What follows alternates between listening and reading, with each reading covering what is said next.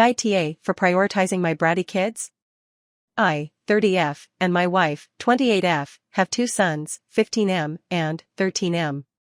For some background, both of our sons are adopted. Our 15-year-old came to us when he was 7 years old. He didn't have much trauma.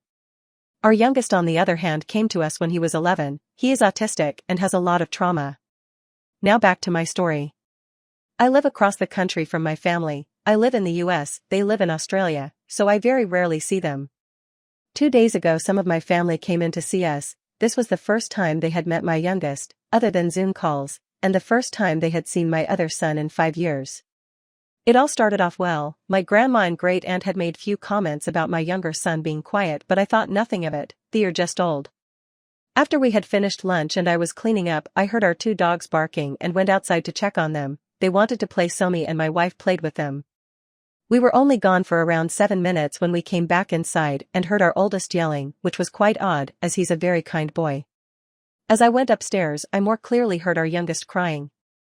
I panicked and thought they were fighting over something, but I couldn't have been more wrong. My oldest was yelling at my great-aunt. I quickly quieted him down and asked him what had happened.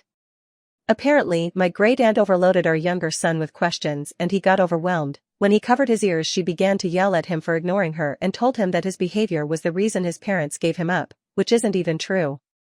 My great-aunt tried to justify what she did, but me and my wife were not having it. We kicked them out and told them they either needed a hotel or to go back to Australia. I'm currently being bombarded with texts saying my son was being bratty, and I'm tempted to block them. Ida?